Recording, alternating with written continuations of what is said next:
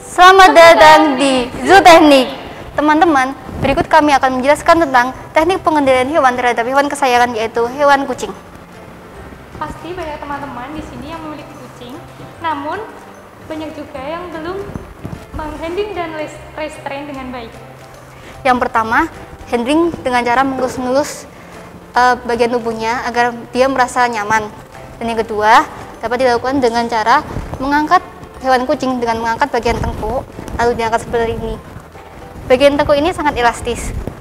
Bagian tengkuk sangat elastis karena tidak ada syaraf.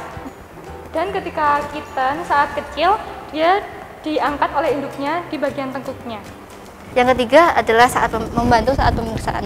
Caranya adalah dengan memegang kaki depannya dan juga kaki belakangnya, kemudian badan kita menekan seperti ini agar kepalanya tidak dapat menggigit ketika dilakukan tindakan. Dapat melakukan restrain menggunakan alat. Yang pertama yaitu menggunakan cat bag. Kucing dimasukkan ke dalam cat bag untuk memudahkan melakukan suatu tindakan.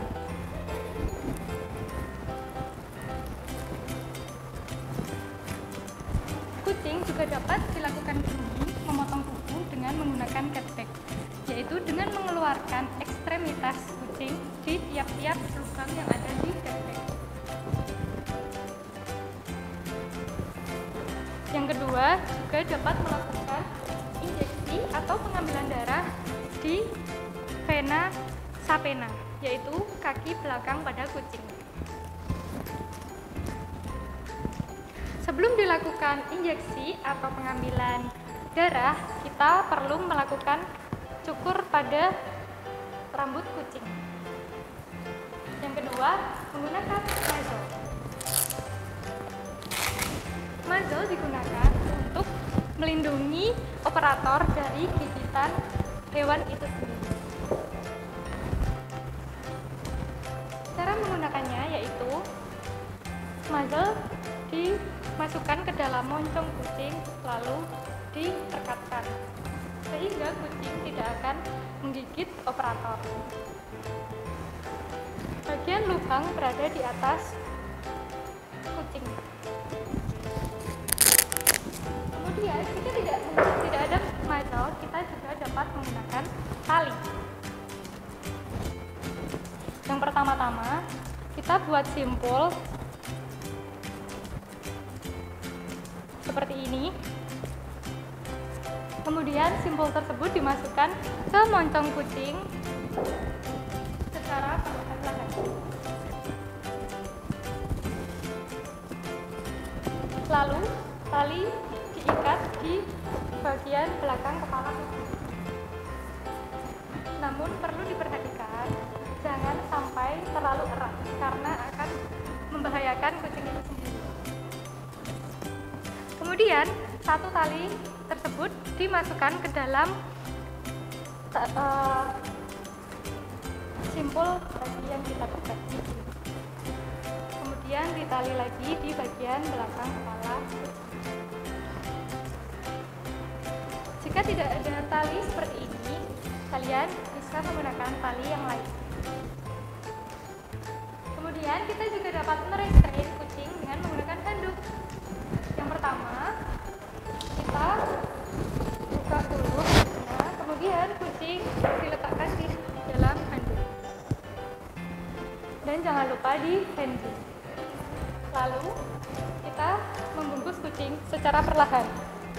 Diusahakan tangan dan kaki kucing masuk ke dalam handuk tersebut.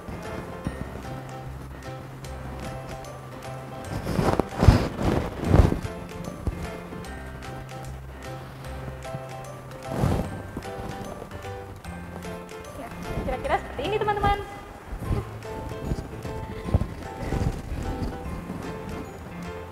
Selesai.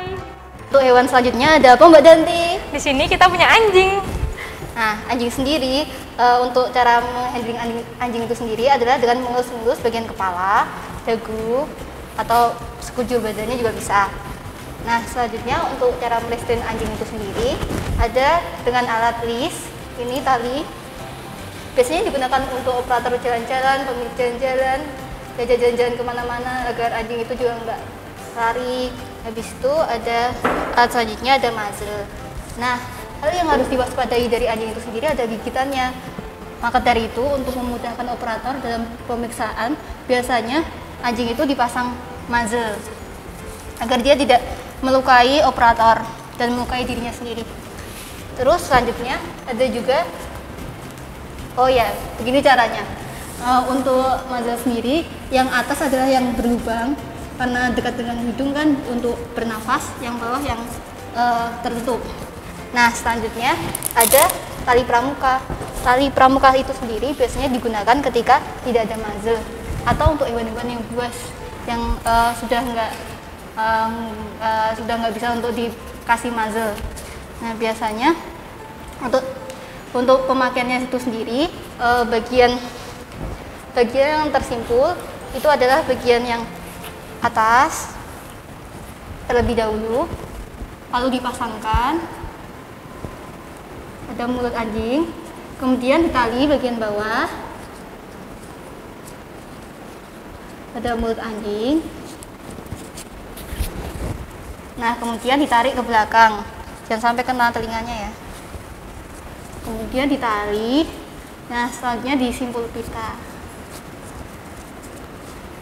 Nah, kayak gini kan nggak bisa begitu kitanya. Selanjutnya untuk pengambilan darah sendiri ada di vena cephalika bagian ekstremitas depan di sini, dan vena sapena ada di ekstremitas bagian belakang di sini. Selanjutnya untuk injeksi itu sendiri ada di intramuskular, itu biasanya di musculus femoralis. Terus kalau subkutan biasanya ada di tengkuknya.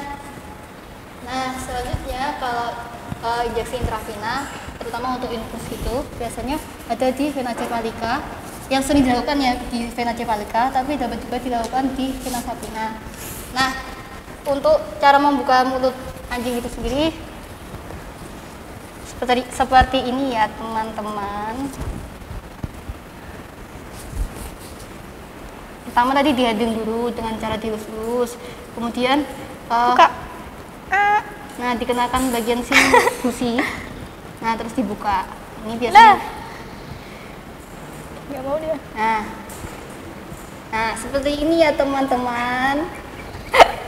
Sudah selesai. Terima kasih. Dadah, sampai jumpa di acara selanjutnya.